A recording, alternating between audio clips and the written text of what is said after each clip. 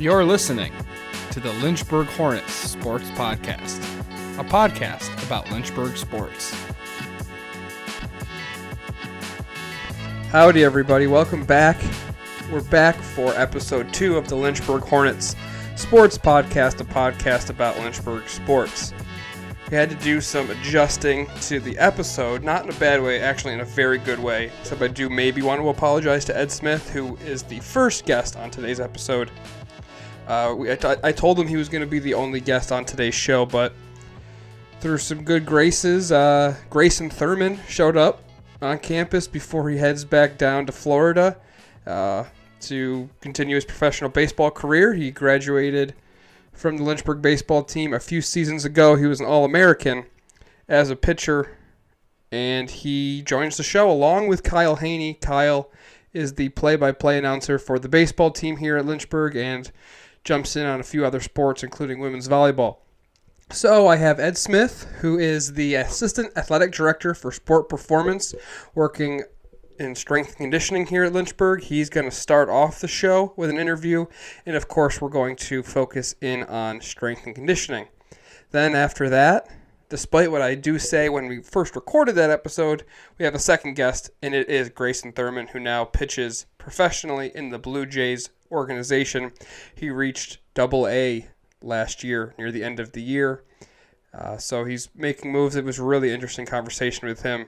Fun at times, very insightful, and as a baseball fan, purely, it's extremely interesting as well to hear right from a minor league baseball player what it's like to be playing in professional baseball at the current state of just professional sports in general. And then also, it's just great if you're not a baseball fan, if you're not part of the Lynchburg baseball program, to just hear from one of our athletes who's living out his dream playing professional sports. So this is the second episode we've released. I have recorded several after this. We're going to release these shows every 2 weeks. I may have said every 3 weeks at first, but the blistering success of the first episode really expedited the need to be pumping these out a little bit more frequently. But the next few episodes you hear all have been recorded before February, so just keep that in mind. They're going to not be time sensitive, so you can listen to those anytime, anywhere. We're here on YouTube, we're here on Spotify. Hopefully we can branch out to other platforms, but tell your friends, tell your family, tell prospective student athletes to listen to the Lynchburg Hornets Sports Podcast, a podcast about Lynchburg sports.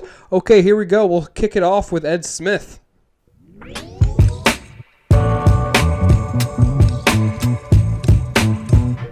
Okay, we're here with Ed Smith. This is a solo episode. Usually we're getting 2 guests per show, but you're going to fly solo on this one, Ed. Really excited to have you on here and just talk about strength and conditioning. Awesome. Thanks for having me. I can fly solo anytime. No problem with me. All right, Ed. So just tell me a little bit about your background and why you're in charge of strength and conditioning and why that's a career you pursued. Well, if we go back to undergraduate school, I was in undergraduate athletic training. So I went through undergraduate athletic training. Honestly decided that wasn't for me really late in the process.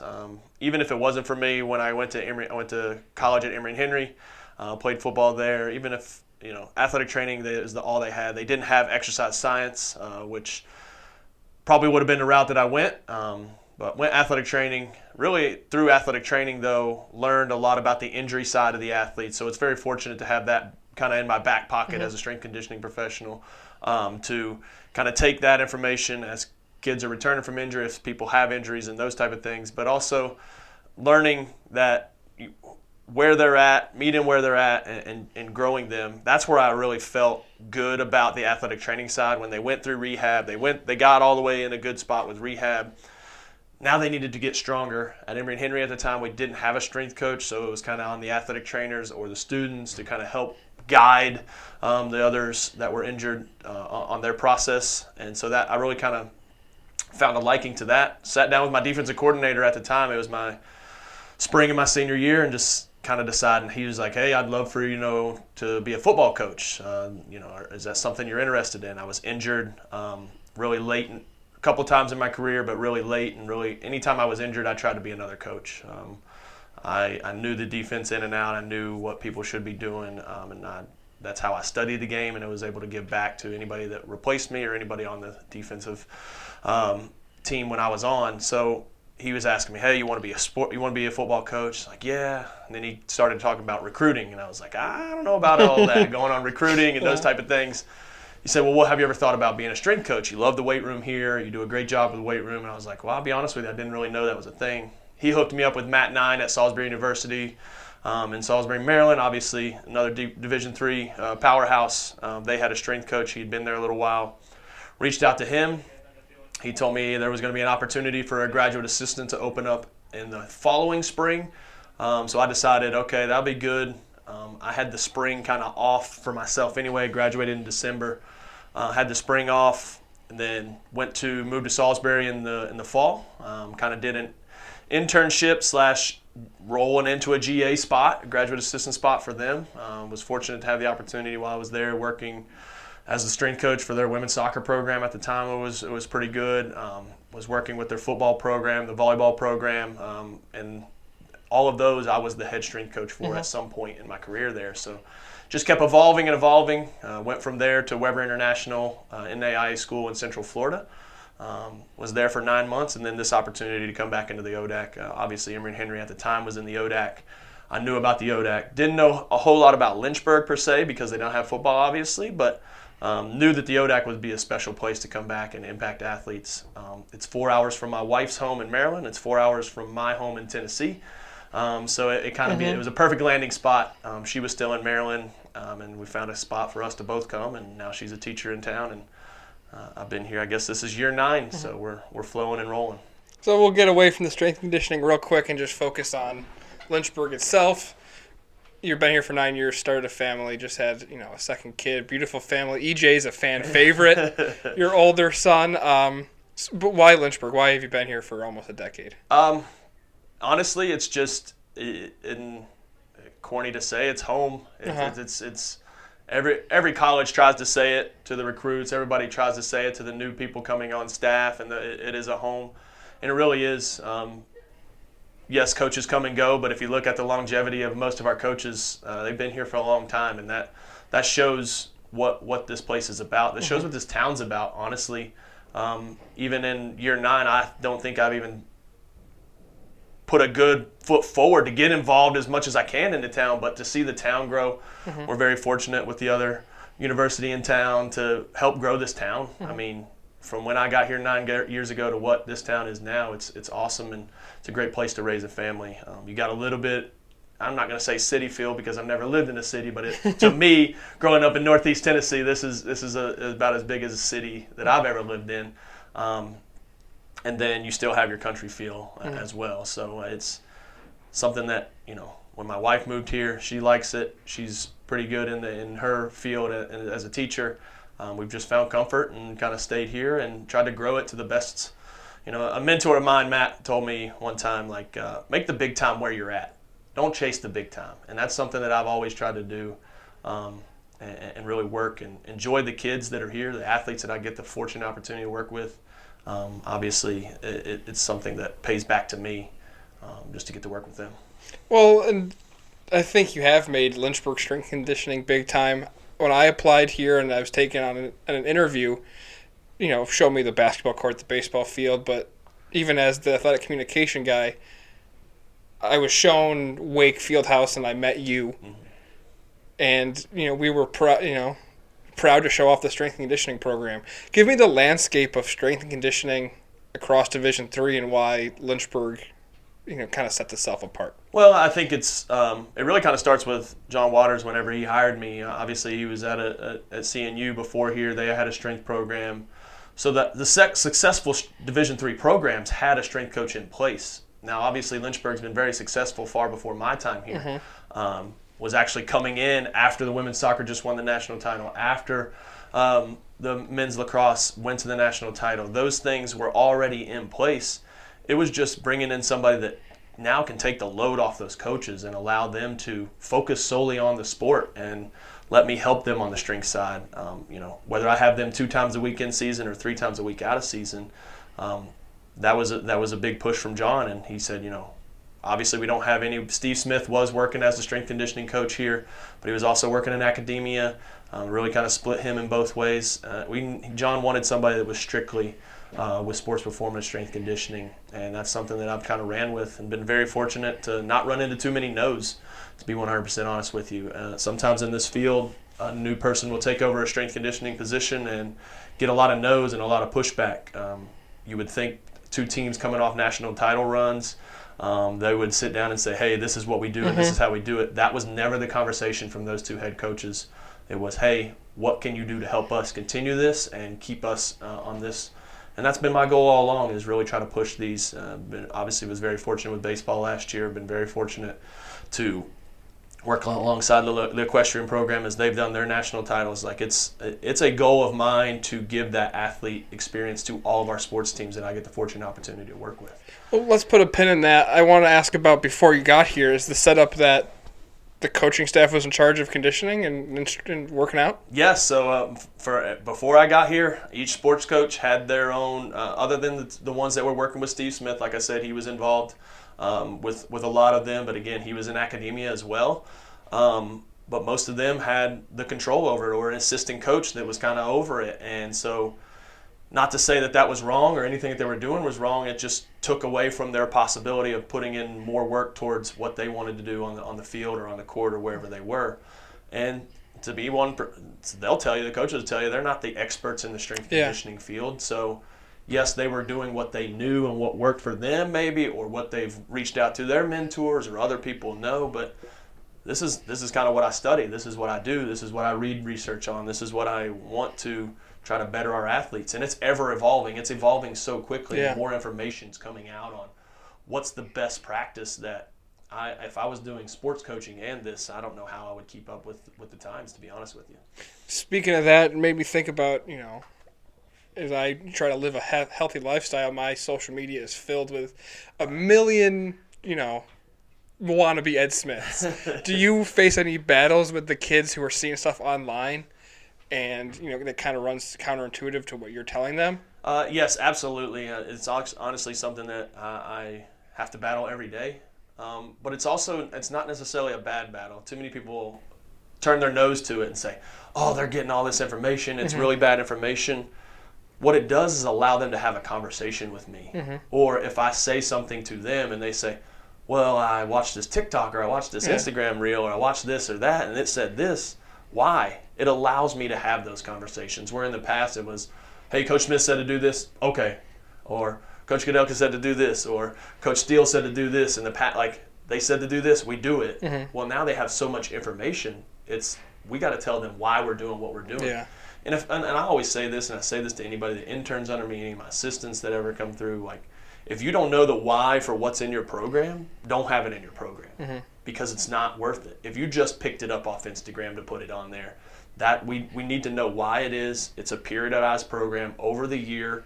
We got to meet the kids, freshmen, where they're at, build them up, try to get them on pace with our returners, and then they got 4 years to develop. It's not a one-and-done model. We're not getting you here on freshman year, getting you the strongest you're ever going to be, and then you get weaker as your career. And that is not the case. You get slow.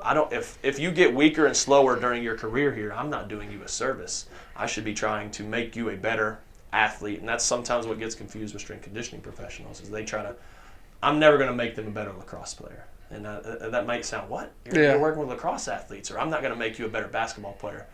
My job is to make you a better athlete.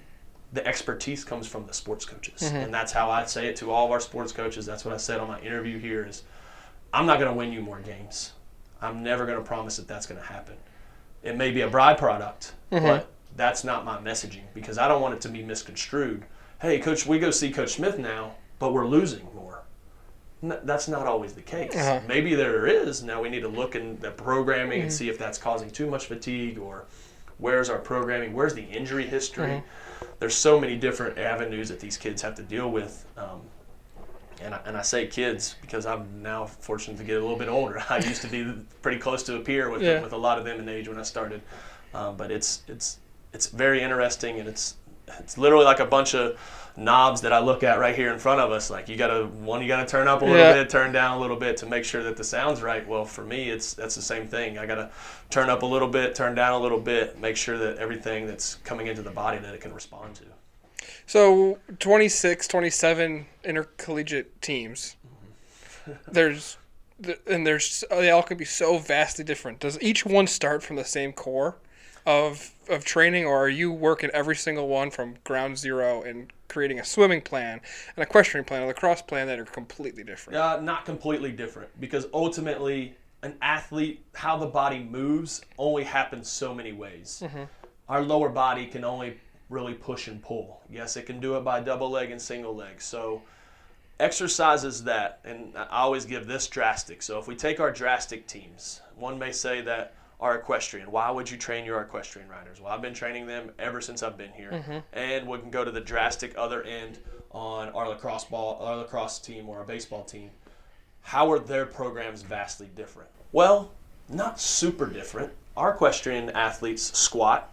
Do they squat as heavy? No. Mm-hmm. I'm not going to sit here and say they do, but it's heavy for them. Yeah. Do they use a bar? Sometimes they do. It depends on the team that I got in front of them. But we can do squatting motions with both teams. We can do pressing motions with both teams.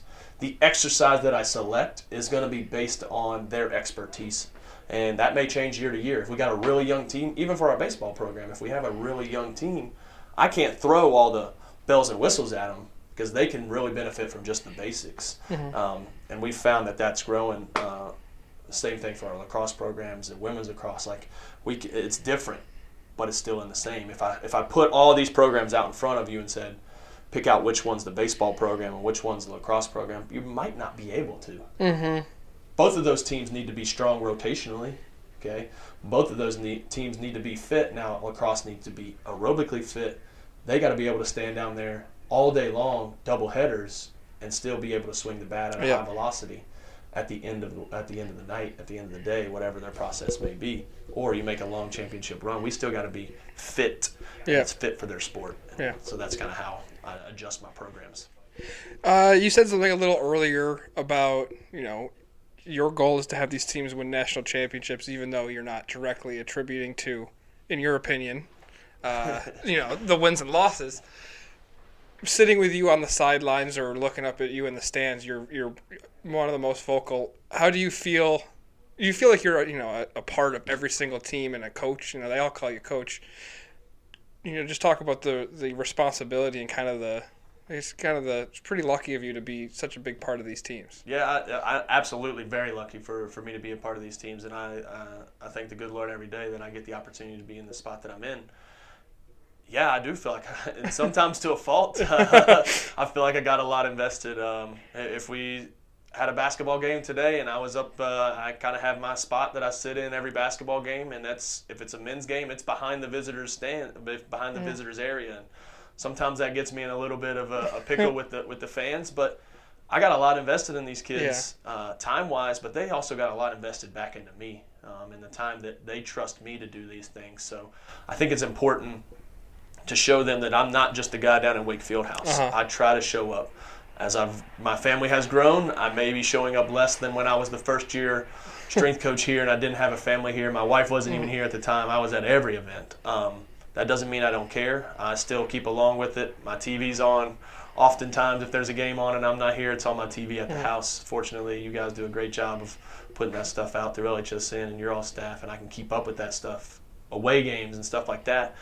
But the investment, and my wife tells me all the time, you're too caught up in it. Mm-hmm. Well, I've also put in a lot of hours to these kids, and they've put in a lot of hours to me. So I want to make sure that they know I care about them, and that's ultimately, like, if it all gets broken down into the bare bones, I just hope these kids know that I care about them and would do a lot of things that they might not think. Mm-hmm. That's why you can see me around campus doing things for them and just trying to show them I'm not just the strength coach. I care for you more. During your 4 years here, I hope that you can come back and say something for the next 40 years out of here and really be appreciative of things that you learned from me or things that you were exposed to because of me. A typical chirp you can hear from the sidelines or from the bench sometimes is weight room after a big play. I don't know if this is too hard of a question, but is there any specific times in the last, let's just say the semester where you saw something on the field where the strength of the student athlete made a big difference in an outcome of a play or something like that? Well, I see it oftentimes, and since it's basketball season, you look at people with and one opportunities and those type of things. Those people that, especially as you look at our women's program, who's now in year 3 or 4 of Coach Nichols being here, and a lot of these girls being here, you can just see them finishing through plays that maybe as a freshman, sophomore, they weren't finishing through. And that's important for me, is what we're doing in the weight room carrying over, and being tougher than your opponent. And a lot of times that's mentally, and not necessarily how much weight you lifted. Did you get better leverage on the person? Were you lower than them? Were you able to anticipate where they're going to hit you at to then be able to take your momentum in a different spot? And that's skill.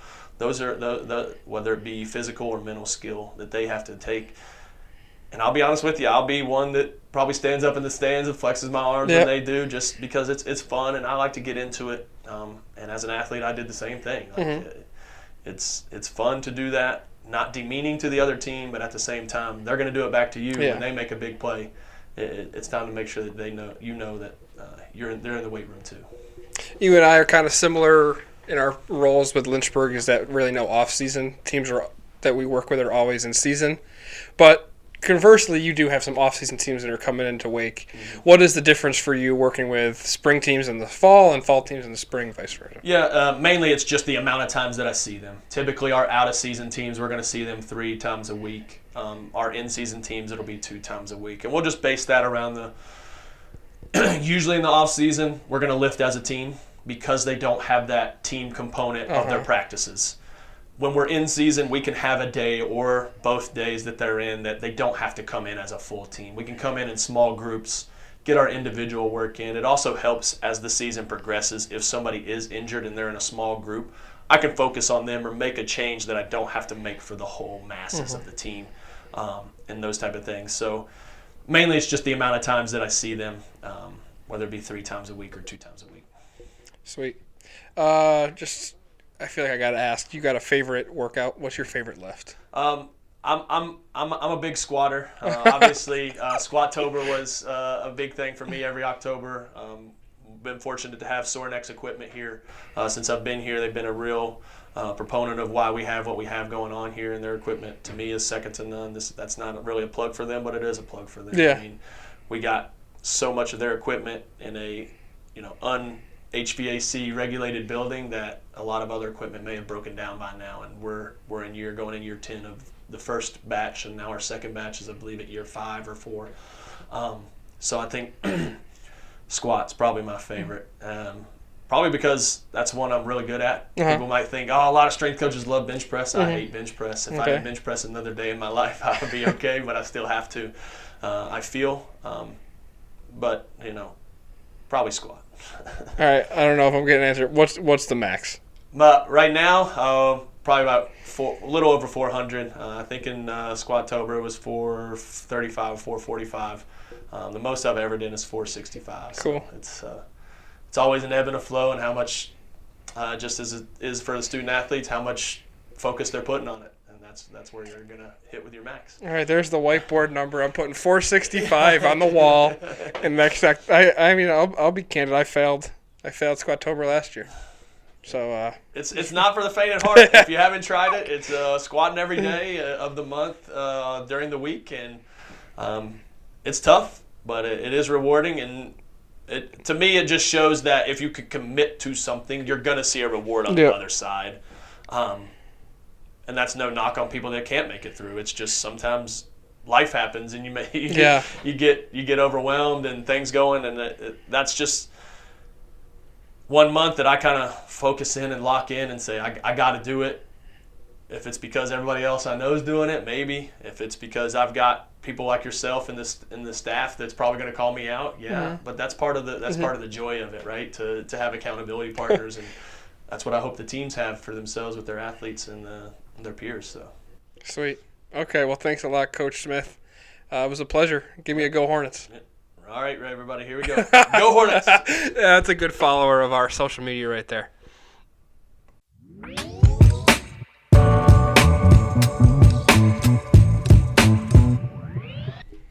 All right, it's not really an emergency podcast because I've already planned to post an episode today. We had Ed Smith on, you just heard that. And in that episode, I did say Ed was our only guest.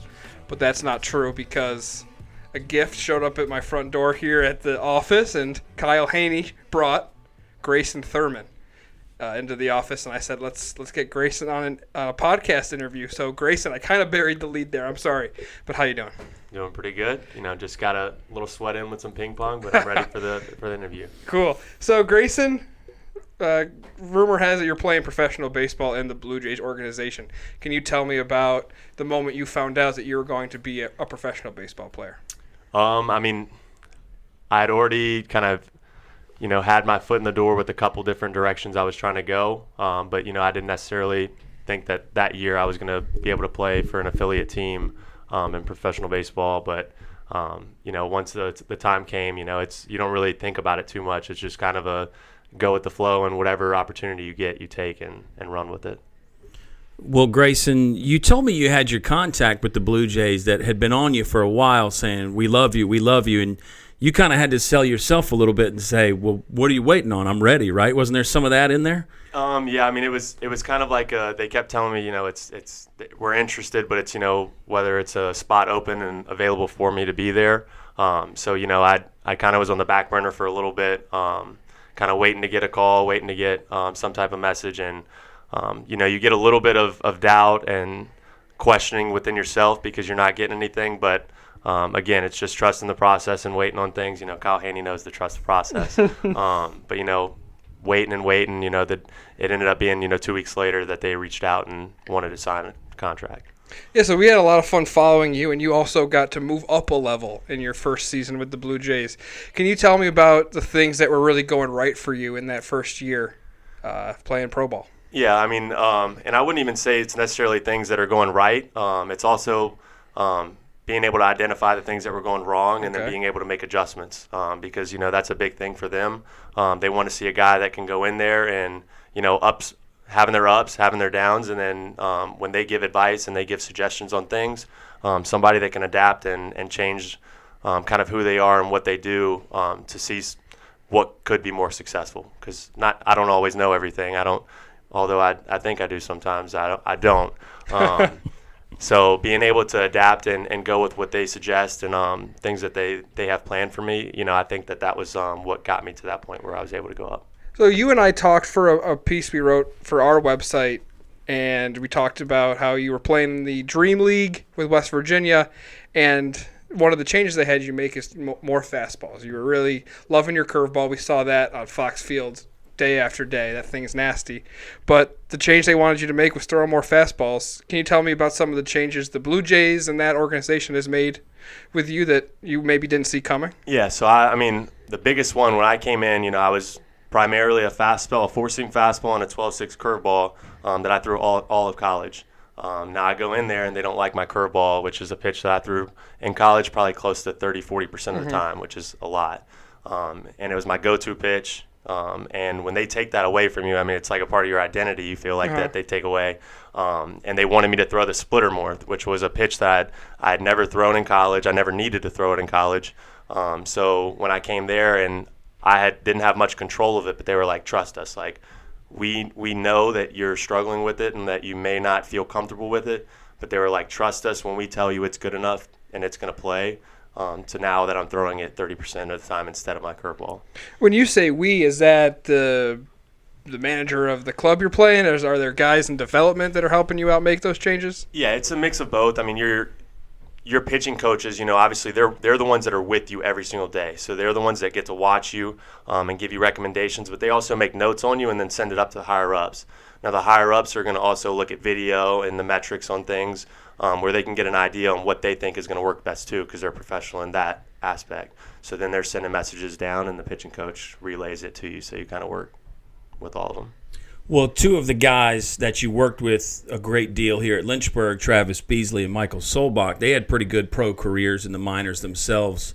How much did that help, that transition? Because you've been hearing a lot of those same concepts and ideas for 4 or 5 years now. The biggest thing, I give credit to Bees and Solbach both for my pitching career, it's because, they've kind of structured me to the person that I am where, like I said, I am a hard-headed person. I'm kind of set in my ways, but, through playing with them and listening to them and changing things that they think would be more beneficial and just buying into it and then seeing results, I mean, that's what got me to a professional career now. Is if I would have stuck in the ways that I was when I first came into Lynchburg, there's no shot that I would have had a career that I had. So being able to just buy into what Bees and Solbach with the knowledge that they have, and then getting me to the point where I am now, it's just amazing to see, and it's easy for me to go to the next level and do the same thing. Speaking of changes, you came into Lynchburg as a catcher. You played high school ball for the guy sitting next to you, Kyle Hoehne. Kyle, you want to give me the scouting report that you had on Grayson when you were his coach?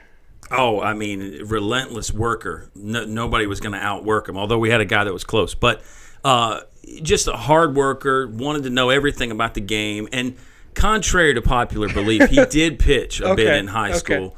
Hard to find somebody that could catch that big curveball, because the curveball was good even when this guy was 16, 17 years old. So that was a difficulty, and he was such a good catcher that it was hard to take him away from that as far as making the team the best it could be. But, I mean, a pretty good hitter, too, with some power and a great team leader. I mean, that's the scouting report right there. That's what I told Lucas Jones. I said, I got a guy. I don't know what he's going to be able to do, but I think he can do something. And as Coach Jones has told the story, he said, I'll take anybody and everybody at this point. Yeah. So, but Grayson met that criteria and then some. He was not just anybody, even then. So, Kyle, you were on the call for those national championship games that Lynchburg baseball played in 2023. Grayson, you were one of the biggest fans supporting them. Tell me, what your reaction was to seeing that team, a team you had just left, to go play pro ball, spent 5 years with the Hornets, 6 years. 6? 5? 5 years. Spent 5 years here, and then they go on and win a national championship. I mean, obviously it's a moment where, I would love to have been a part of. Being where I was down in Florida, I wanted to, even to figure out a way just to be down there at the game, but I wasn't able to get a flight and stuff in time and figure that out. But just it's something that, you don't really think about, like, more so for yourself. It's more so of like, wow, like I was a part of that group, and those guys deserve it more than anybody. Where, I've been around them, I've seen the work they've put in, I've been a part of it, and the relationship and everything that we've built from the ground up. For my first day that I was there, and whoever before, but for my first day that I've been there, is just amazing to see. So I mean, it's something that you say there's not a team that doesn't deserve it more than them, and it's something. I mean, I want them to go get it again. Like, it's just I want everybody that we bring in to be able to be a part of that. All right, before we pivot to strength conditioning, Kyle, do you have any more pro ball specific questions? I don't know how often we're going to be able to talk to a professional baseball player. Now, it's a great point, because there's so much, I think, that's changing from what we thought of as how professional baseball works. But Grayson, I mean, you said the Blue Jays they've got a nice mix of old school baseball thoughts and then also combining that with the new school technology, right? I mean, with the baseball side of it, I think that they're doing a good job with the kind of like the advancement on things, and they stick to the numbers for the most part. I think they do a really good job with, like, this is the odds of something. This is the odds of your pitch being a strike. This is the odds of it being a ball. So this is when you should throw it or shouldn't throw it. So they do a really good job on that side. But then there's also on the training aspect where it is more traditional within, like, the body movements and stuff like that, where I think they're a little more set in stone in their ways on that. So you're talking about percentages, and it makes me think a little bit more directly to football of when to go for it on fourth down, and then there's a discussion of, well, there's a human element too.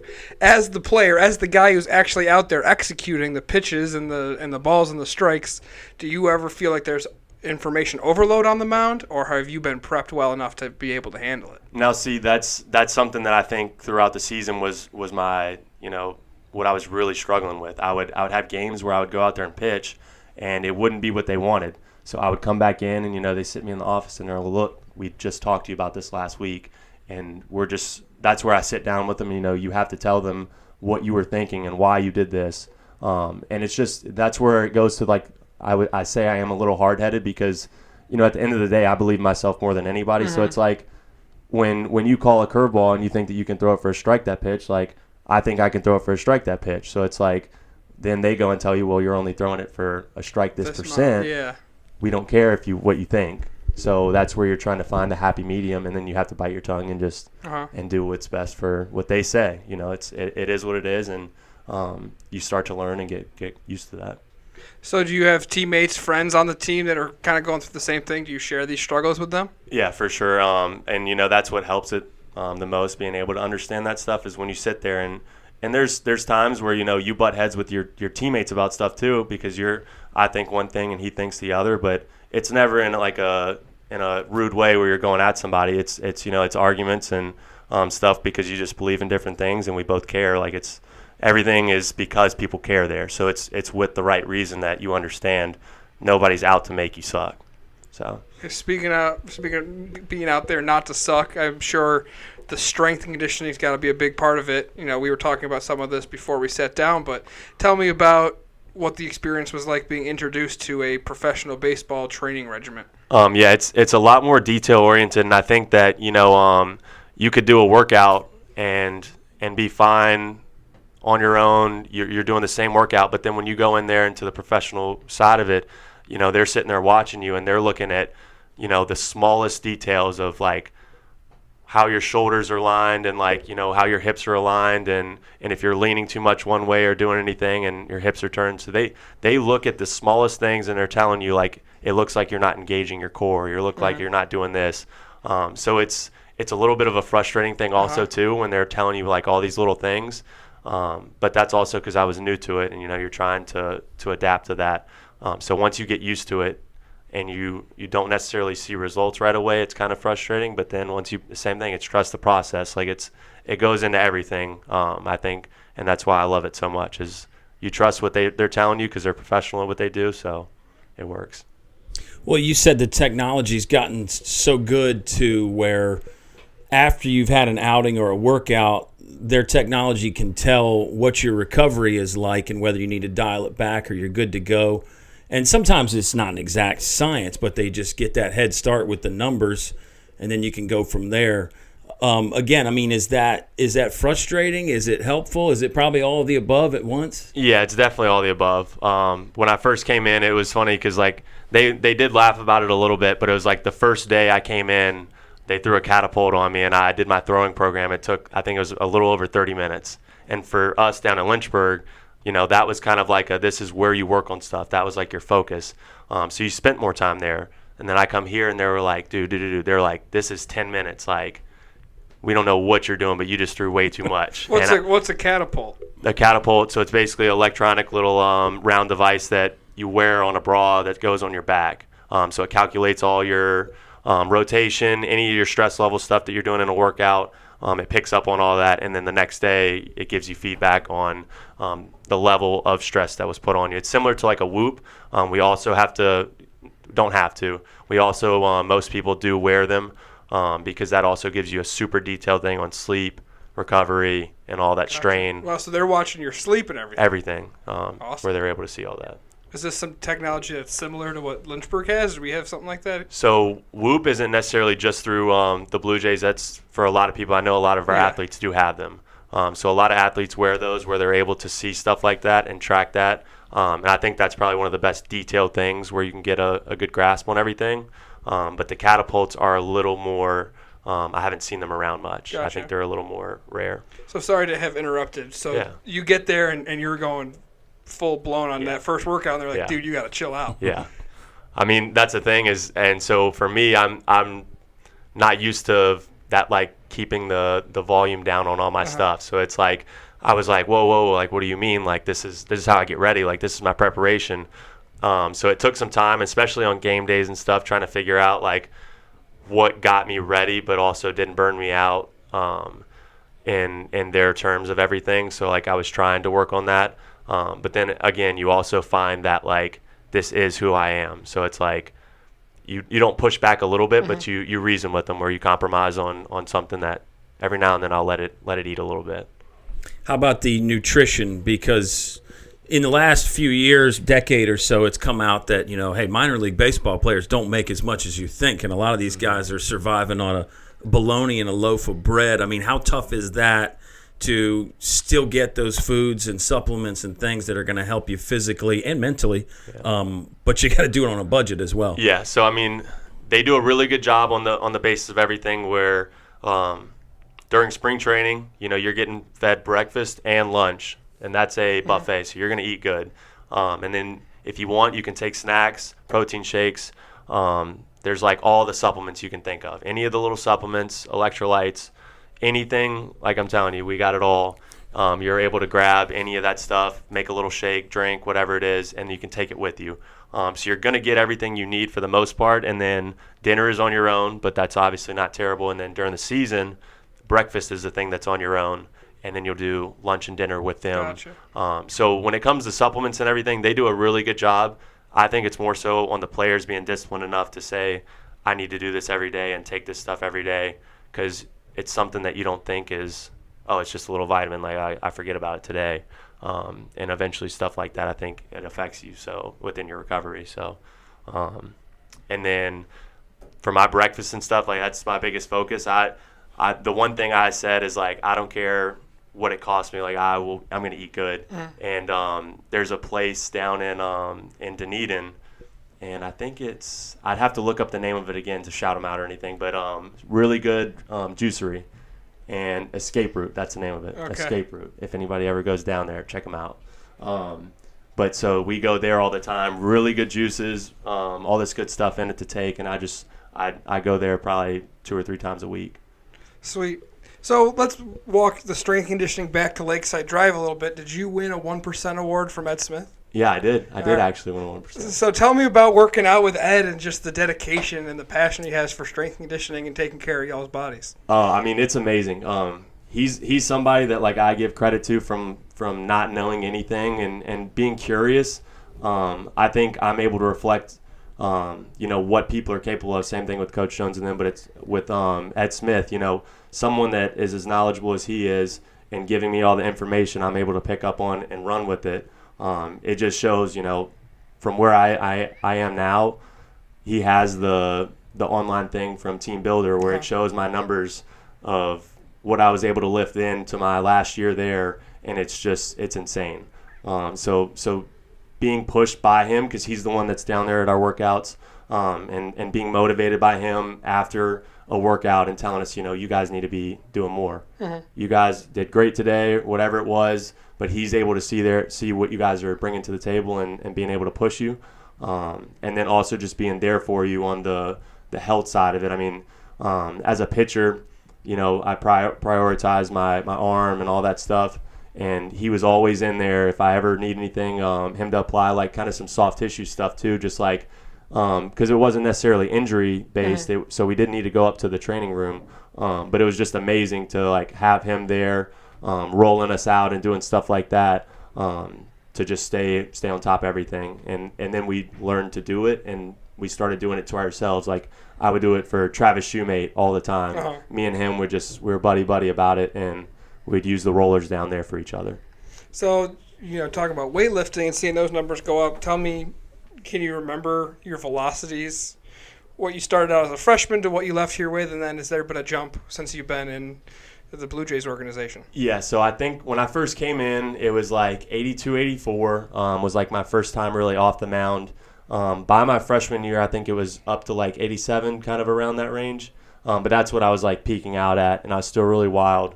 And then the next year, I think was the first time I actually started touching 88, and was like kind of playing around there more often.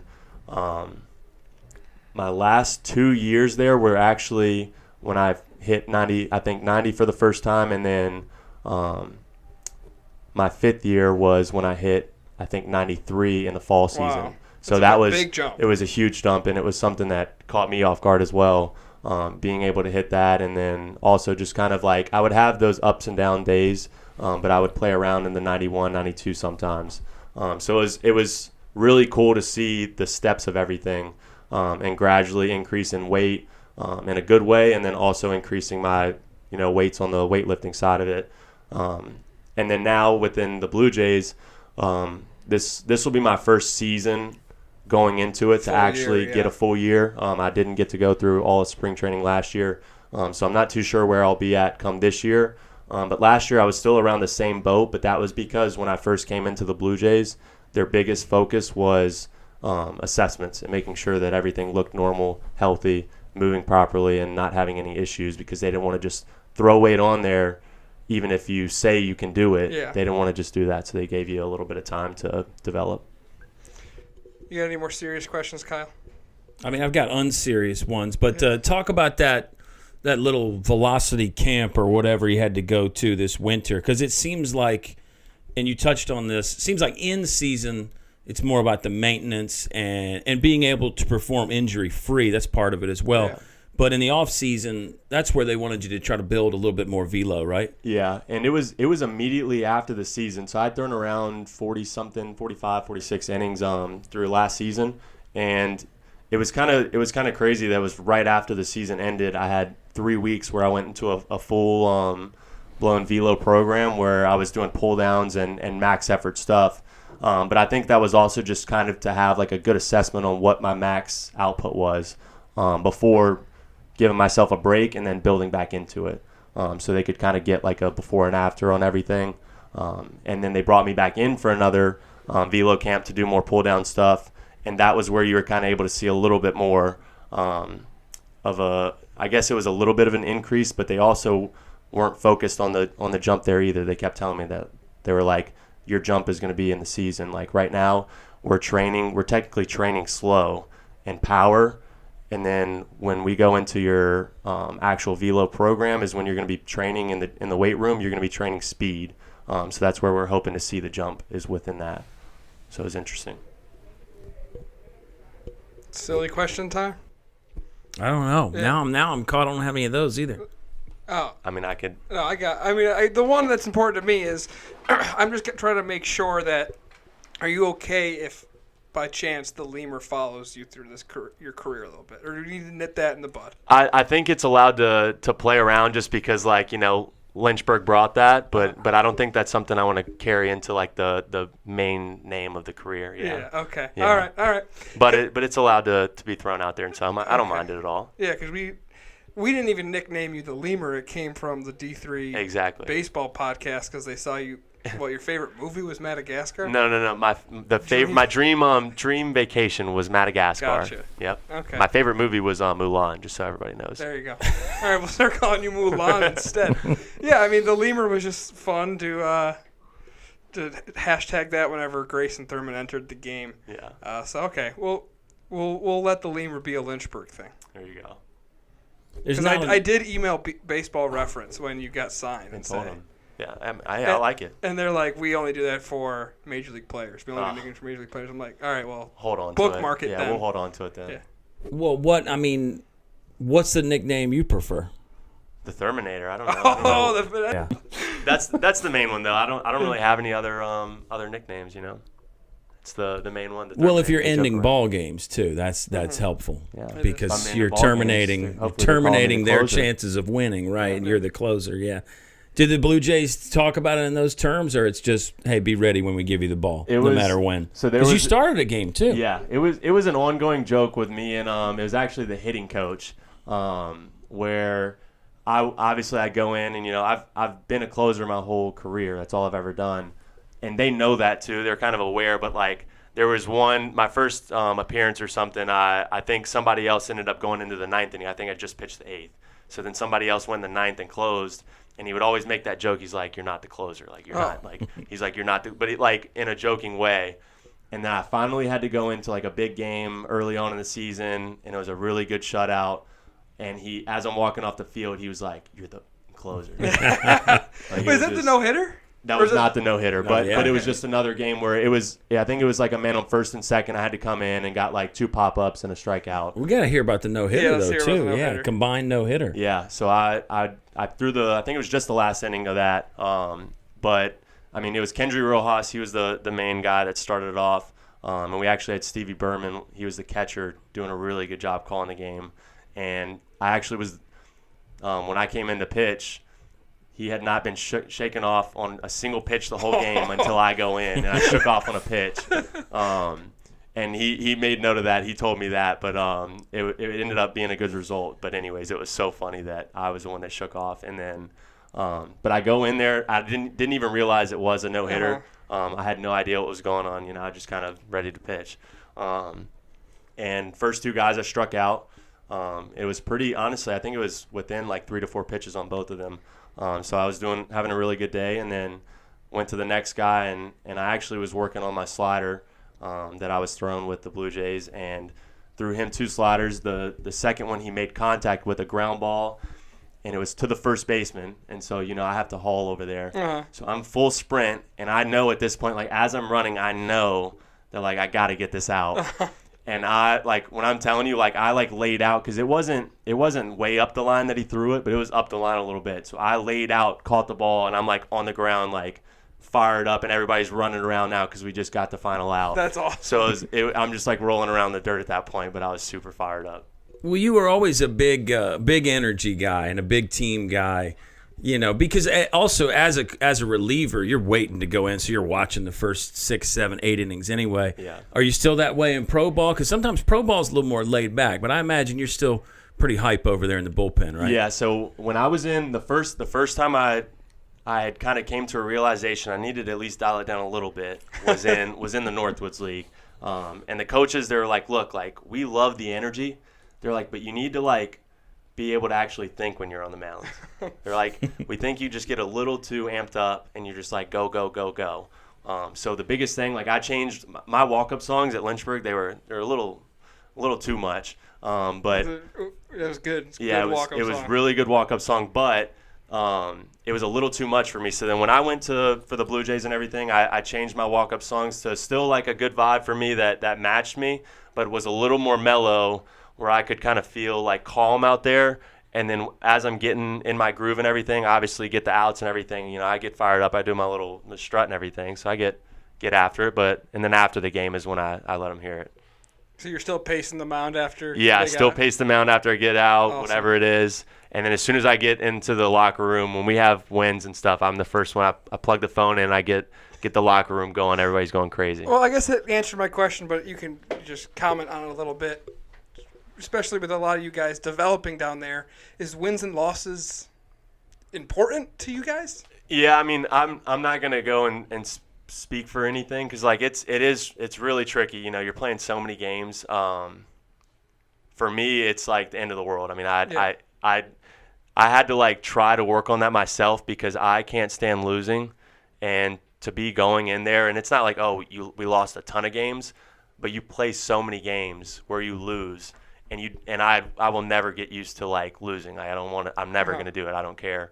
And so like it's really tough being able to like mentally be able to just like calm yourself about it and get over it. But again, it's like the same thing with Jones and them. It's like you can be pissed off about it, but it's like once you do the shower, it's on to something new. So like, and you're with a group of guys that you're with all season, and you kind of go through everything with them. So like, even when they have their bad days or I have my bad days, at the end of the day, they still come over to you and, you hang out with them. You watch a movie later, you go grab some ice cream and you're like, all right, I'm good. It's not the end of the world. Speaking of the guys you're hanging out with, you're a D3 guy, and I want to know if you feel like there is some kind of, you're a D3 guy and the other guys may be from D1 or international prospects or international signees. Is there any difference about being a D3 guy there? I don't think there is at all. I think it's more so personality. There's definitely some guys that just kind of think that they're better than everybody else, but that's just who they are, and that doesn't matter where they would have went or came from. But see, like I have Ryan McCarty, Alex Amalfi, Jackson Horning. These are all 3 D3 guys that were actually on my team that I got to be a part of. And be with them. So obviously we love each other. We always hang out, talk to each other, and like, we get to joke around about the D3 stuff. But at the end of the day, it's like everybody, I have a great relationship with everybody, and I'm able to, no matter where we came from or whatever, we're all competing, and it's a clean slate. Like that stuff, nobody cares about that anymore. Awesome. How's your Spanish? Oh, it's so good. It's slang, but it's good. It's real good. Awesome. I wouldn't be able to pass any actual Spanish test, but like I I can work my way around. But you can communicate the baseball ideas with the other guys. Oh yeah, really good with them, and their music. I love, I know a lot of their music now. So, are there some guys on the team that their English is a little difficult for them, and you have to speak in Spanish? There's guys that don't know any English. Wow. There's some guys that do not know any English, and so they learn some of the bad words too. So it's like that's kind of all they really want to say to you and everything. But it's like once you show interest that you actually are trying to speak to them, like they will start to try to pick up on some English and you can communicate a little bit better. But it is tough sometimes for the ones where it's clean slate. You don't know anything to talk to them. That must be, just intimidating for them to be somewhere else, away from home. No one even know the language, so it's pretty cool that you're communicating because they are your teammates. So. Yeah. I remember there was one guy that I didn't know very well, and it's like it's the same thing I was telling you. It's like when guys have bad games and you just want to let them know you get it or whatever, and he had been struggling with some of his off speed from the previous few days where he was working on, and he was frustrated on trying to make an adjustment, and he had a really bad game, and it's like I just pulled out the Google Translate and I type out a full thing, I'm like, dude, I saw you struggling the other day, we know that you're trying to work on it and everything, it's just trust everything that it's gonna pan out and stuff, and he reads it and he understands, and that's where you create a relationship where even though you don't necessarily talk to them every day or each other, you do create that respect for each other. Ace question, Kyle. That was good. Appreciate it. Yeah. I felt good about it. That was a good one. And it is such a global game now. I mean, pretty soon you're going to have to know Japanese and Spanish and there's some French guys. So, that's there's an Indian player in the Blue Jay system, right? Yeah, he's from the India. first rounder. Yep. Yeah, but he does speak good English. He knows a lot of English. All right. No, but it's cool. And I don't know. At some point, everybody's playing career is going to end, but maybe a career in professional baseball beyond that. I don't know. Do you want to coach, or is that you haven't even thought that far? It's something I haven't even really thought of. Yeah. I love the relationships that I'm able to create and everything. I just don't know how I do in a coaching. That's why I could see you doing it, because you are a people guy, but also the game. But there's other things in life too, for sure. Like your Robin Hood app. This guy was on the Robin Hood app when it first came out. Yeah, it's probably he's the age of 16 or something. He's a numbers guy. He's a finance guy, man. Yeah, I was all about it. I was all into that He's stuff. already secure. He doesn't need to play anymore. He's retire at age 25 or whatever. Oh man. Sorry, shouldn't I not put that? No, you're fine. I'm racking my brain to be like, is this an NCAA violation? No. That is all allowed. Yeah. It's stocks. Yeah, That's right. exactly. Yeah. Taking a business class on. I'm surprised they don't sponsor a college team. Maybe they do. We don't know it. It's very possible. I'll have to look into that. Yeah. All right, this seeming like a natural end. I didn't want to be the bad guy to cut this one short, but but we're good. Awesome. Are we short? Do we need No, more time? I mean, this has been great.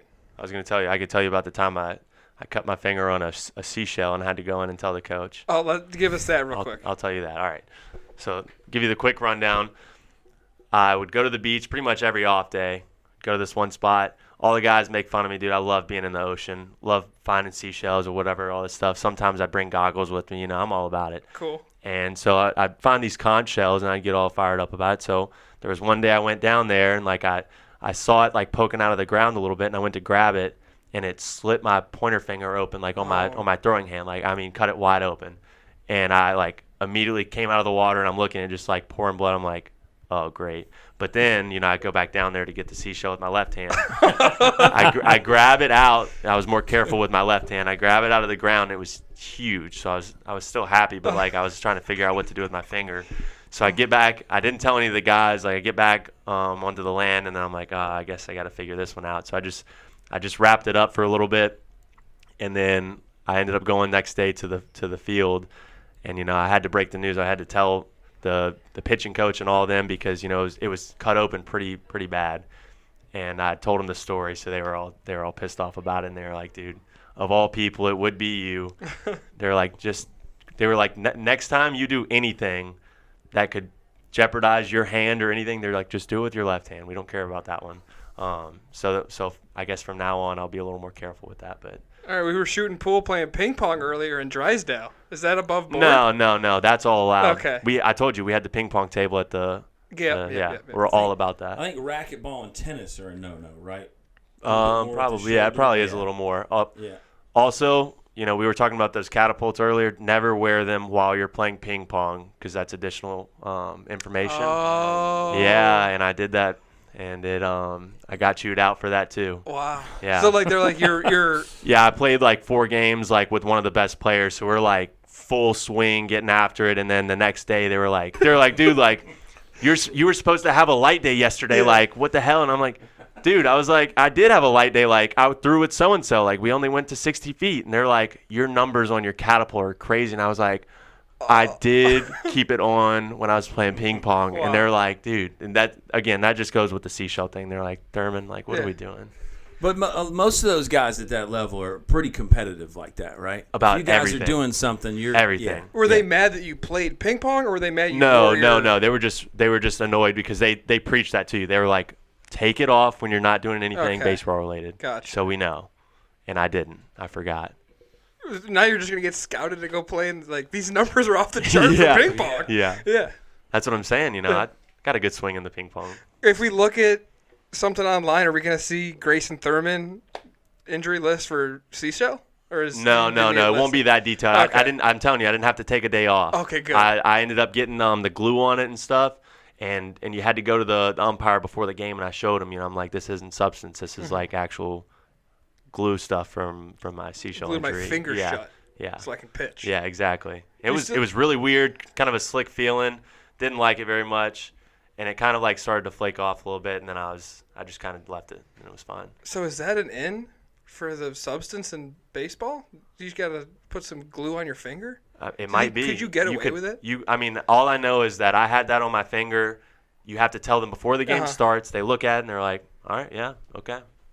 And then you're good. They don't check you. They don't even check you for that stuff. So. All right, sorry for another follow-up question. The umpires. Oh, yeah. Are they. Those umpires. Are they. They're obviously, as you move up from high school, the umpires get better when you're in college. When you move from college, are they much visibly, noticeably better? There's some that are hit or miss. There's some that are obviously good, and again, they're human. You got to give them the benefit of the doubt. But then there was also one game I threw 2 innings, and he missed 7 pitches, and they were all like really, really big pitches. 2 of them were like almost middle. So it was crazy, and both of our coaches got thrown out that game. Wow. Because the inning after I came out, it happened again for a couple more pitches. When they mess up, we have a thing in the dugout that actually, once the pitch goes through, it shows us where it was at. And so they're chirping back, and they're like, dude, like, you missed 1, we didn't say anything. You missed 4, like, figure it out. And then he misses 2 more, and they're like, all right, dude, like. What level is the robot umpire at right now in baseball? We had it. We actually had it. So we play 6 games a week. The first 3 games you're playing, it's actual umpire, or you do challenging. It's awesome. You get to do a challenge. You can challenge pitches. Challenge pitches. Okay. You get 3 of them. You get 3 of them. If you're right, you get to keep it. If you're wrong, then you lose it. And just recommendation, don't use them all in the first inning on the first pitch of the game because it doesn't matter. Not at any of my. So which do you prefer? Do you prefer the robot umpire or do you prefer the challenge system? I think I love the challenge system. The robot, I will say, like, you have to learn what it's calling a strike on. Because you'll throw some pitches in the top of the zone, and it's a strike all day, but it won't call it. But then I'll throw like a curveball that the catcher has to like kind of like put his glove outside for, and like almost in the dirt, and it'll clip the zone just barely for whatever reason, and it'll be called a strike. And I know it's a ball, and it's being called a strike just because of the way the frame of the strike zone is. It just somehow clips it. So do you think that they need to investigate rewriting the strike zone rule instead of? Yeah, I think the detailed, because every field is different. Every field sets it up different, so it all depends on how it's set up, and every place you go to is a little different, like just by a little bit, but some of them are noticeable. So I think it is important to like actually have a structured strike zone that's going to be consistent, that everybody can play in and know that what it actually is. And pitchers and catchers would always come into the dugout in between innings and say, this guy's calling this, he's not calling that. I guess even with the robot, it's the same way, right? You're trying to figure out exactly what you can get. For sure. See what you can get away with. What about the pitch clock? You said that was an adjustment, good too. Question. Yeah, it's again, and that's a thing too. Like, being at that level, you have so many different catchers. So, the first couple times we played that season, it was kind of rough. It's like we're trying to get used to our catchers. We get new catchers coming in. You're trying to pick up on everything, and sometimes it does get mixed up and takes slower. You got to shake 3 times to get your pitch, and then the clock goes off. So you get a ball. And so then you still don't even know if the catcher knows what you want. So you're just trying to get on the same page with them. And the more and more you communicate, I mean, that's the biggest thing that you can do at this point is communicate with your guys and be on the same page. But the pitch clock makes it really difficult. So do you guys not use PitchCom because the Blue Jays want you to learn old school, get a sign from the catcher, that kind of thing, or you don't know why you're doing it that way? I'm not sure why we're doing it that way. I've never asked them the details. But are other minor league teams using the PitchCom, or they all still call signs? Some teams are. I don't think we did, and I don't think any team did in low A. Okay. Gotcha. So I actually think that was not a thing for any team. Yeah, maybe not in low A.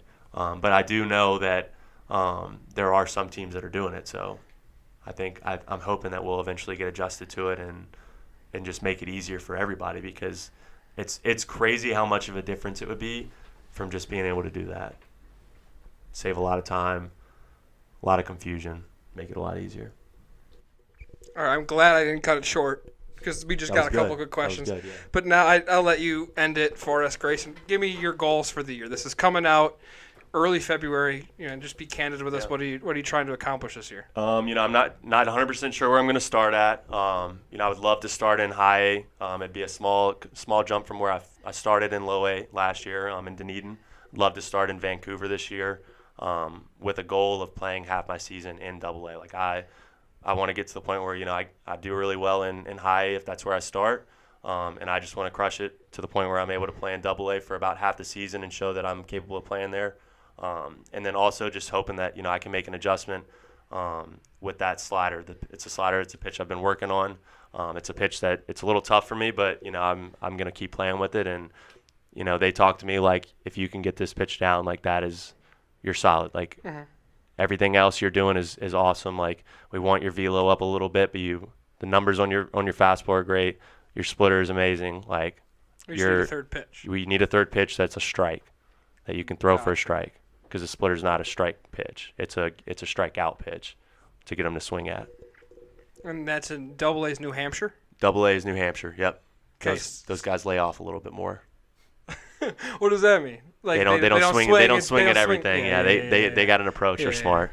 Well, and a lot of times guys make a jump from double A straight to the bigs. Not always. Every situation's different, but sometimes triple A is kind of an afterthought for some organizations too. Yeah, I mean, sometimes it's for guys that are a little bit older, and they're on the back burner, and they just don't see a position for them right away. So that's, like I said, with age, they kind of hold on to them because they feel that they're still worth it. But there's a lot of young talent in Double A. I think that's where, you'll see so many prospects kind of stay in Double A, and that's kind of their bread and butter to keep getting reps and everything, and keep them healthy and get a lot of reps in, because if they're a big prospect playing in Double A, they're going to play every game and get whatever they need to be ready. So, Major League dreams, though, Grayson? Major League dreams. That's what I want. That's the goal. Awesome. Play for as long as I can, whatever it is. That's great. So you need to get a flight to go see him in Vancouver. He'll be back on the East Coast. Mm-hmm. Hopefully we'll get back to New Hampshire. And then going across the border again to Toronto. Grayson, thanks so much for hanging out with us. It's been a lot of fun. Yes, sir. Thank you. Go Hornets. Go Hornets.